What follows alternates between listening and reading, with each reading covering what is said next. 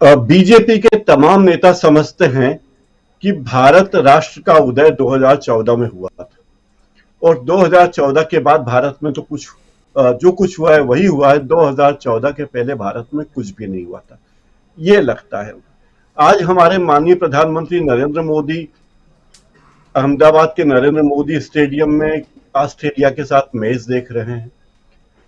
यह उनकी एक अच्छी पीआर एक्सरसाइज है, लेकिन वे चाहते हैं कि सारे लोग यही बात ना करें कि प्रधानमंत्री नरेंद्र मोदी ऑस्ट्रेलिया के पीएम के साथ क्रिकेट मैच देख रहे हैं। वो ये भी चाहते हैं कि राहुल गांधी पर और विपक्ष के नेताओं पर हमले होते रहें, वरना किरण रिजिजू को जो बात उन्होंने आज ट्वीट में कही उसको कहने की जरूरत नहीं पड़ती।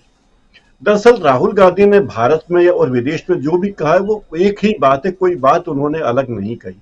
लेकिन अगर किरण रिजिजू ये चाहते हैं या नरेंद्र मोदी या अमित मालवीय चाहते हैं कि राहुल गांधी अगर अमेरिका या ब्रिटेन या सिंगापुर या बहरीन या यूके या कैम्ब्रिज में जाकर कहें कि हमारे देश में बहुत अच्छी तरक्की हुई है और देश बहुत तरक्की कर रहा है, तो ये उनकी अपेक्षा होगी और ये अपेक्षा वही जाने। राहुल गांधी ने कहा कि हमारे देश में मीडिया स्वतंत्र नहीं है, तो बीबीसी पर हुए छापेमारी को लोग जानते हैं कि कैसे मीडिया स्वतंत्र नहीं है, वो अर्थ समझ चुके हैं। अगर राहुल गांधी ने यह कहा कि संसद में हमें बोलने नहीं दिया जाता, उसका अर्थ लोग समझ चुके हैं। इंटरनेट की दुनिया है, सब लोग जानते हैं कि किस तरह राहुल गांधी और मल्लिकार्जुन खड़गे के भाषणों को, संसद में दिए गए भाषणों को सदन की कार्रवाई से दिया गया। अगर राहुल गांधी ने कहा कि डराया धमकाया जा रहा, तो क्या ये बात सही नहीं है? तो बीजेपी को लगता है कि ये सारी बातें बचाने का एक ही तरीका है कि लोकतंत्र खतरे में है, लोकतंत्र से जोड़ दो। भारत का लोकतंत्र अलग चीज है और नरेंद्र मोदी की सरकार अलग चीज है। नरेंद्र मोदी की सरकार हमारे लोकतंत्र का एक छोटा हिस्सा हो सकती है, लेकिन वो भारत का लोकतंत्र नहीं है, ये बात सब जानते हैं। तो हास्यास्पद बात है ये। एक और बात लेकिन लगी, जिस तरह से किरण रिजिजू ने ट्विटर पर लिखा, अरे भाई आपके हाथ में कानून है, आप देश के कानून मंत्री हैं। अगर कोई व्यक्ति देश विरोधी कार्य कर रहा है या भारत की छवि को धूमिल कर रहा है तो हमारे देश के कानून पर्याप्त हैं और मुझे नहीं लगता कि इस देश का कोई भी नागरिक विदेशी धरती पर जाकर भारत के बारे में कोई ऐसी बात कहेगा कि हमारे लोकतंत्र की छवि धूमिल हो। लेकिन यहां जब बात होती है कि मोदी ही भारत है और भारत ही मोदी है, जिस तरह इंदिरा इज इंडिया और इंडिया इज इंदिरा वाली बात थी, तो वहां लोगों ने सबक सिखा दिया कि इंदिरा इंडिया नहीं थी।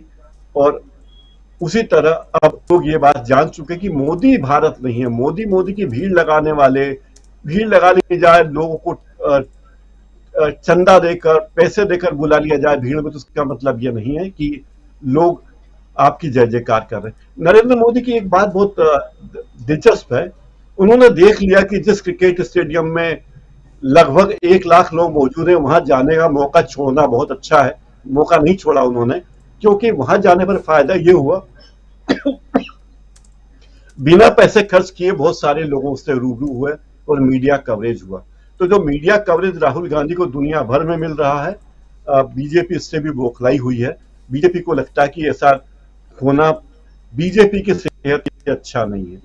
दरअसल संसद देश में वर्तमान हो रही है। राहुल गांधी ने अगर आरएसएस के बारे में कुछ बोला है तो लोग जानते हैं कि उसका मायने क्या है, और जिस तरफ राहुल गांधी ने इशारा किया है पूरी दुनिया उस इशारे को समझती है। इसीलिए बीजेपी के आईटी सेल में ज्यादा बौखलाहट है और एक एक करके जी पहले रविशंकर प्रसाद आते हैं, फिर हरिवंश से कहलवाया जाता है, अब किरण रिजिजू आते हैं और हर बात वे कोई ना कोई उसी बात को तोड़ मरोड़ के पेश करते हैं। तो ये बीजेपी की बौखलाहट के अलावा कुछ नहीं है। राजीव जी। जी जी बिल्कुल बिल्कुल। उसमें एक नाम और है अनुराग ठाकुर का।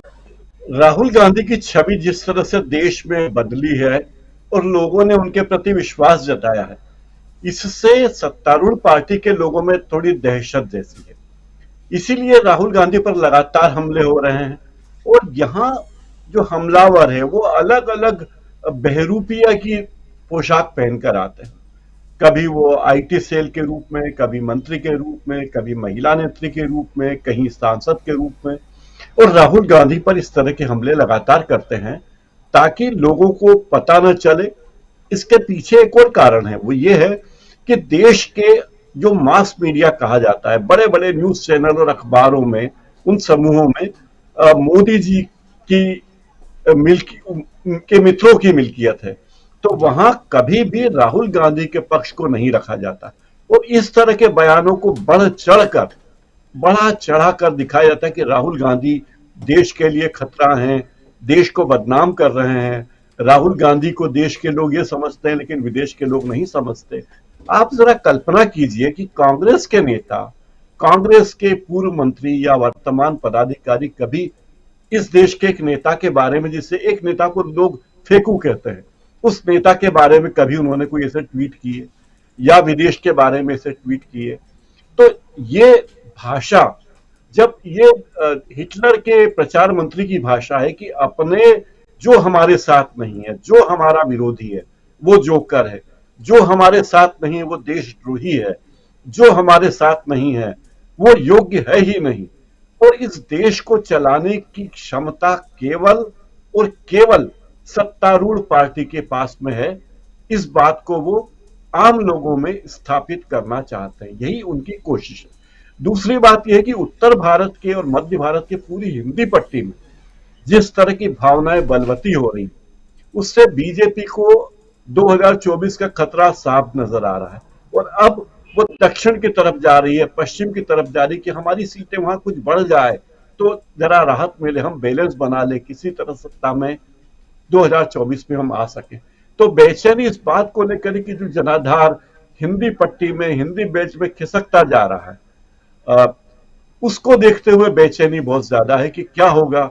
इसीलिए टारगेट किए जा रहे कि उत्तर प्रदेश में हम 80 में से 80 सीटें लाएंगे, मध्य प्रदेश में 29 में से 29 सीटें लाएंगे। इस तरह की कल्पनाएं अभी सत्तारूढ़ पार्टी कर रही है।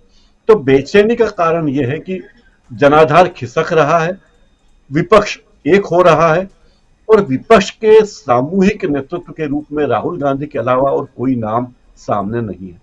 एक और बात है कि इस देश में भले ही ममता बनर्जी हो, नवीन पटनायक हो और भी राज्यों के मुख्यमंत्री हो, लेकिन राहुल गांधी की वैश्विक छवि है कांग्रेस के नेता के रूप में, भारत के एक विपक्ष के नेता के रूप में। भारत में तो लोकप्रिय हैं ही, पूरी दुनिया में कहीं भी आप जाइए तो लोग राहुल गांधी को जानते हैं, नवीन पटनायक को नहीं जानते, ममता बनर्जी को नहीं जानते या और दूसरे राज्यों के नेताओं को नहीं जानते। तो मुझे लगता है कि राहुल गांधी की ये लोकप्रियता और ये छवि, इस छवि का डर लग रहा है सत्तारूढ़ पार्टी को कि ये छवि अगर बनती गई इसी तरह तो क्या होगा।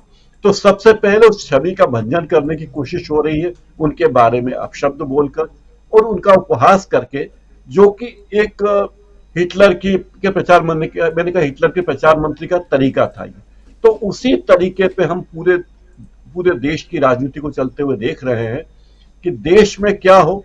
हिटलर जैसे हॉकी के ओलंपिक मैच देखा करता था, जिस तरह उसने भारतीय खिलाड़ियों को की हौसला अफजाई की थी, जिस तरह उसने मेजर ध्यानचंद को के सामने ऑफर रखे थे, तो इसी तरह की बातें यहां हो रही है।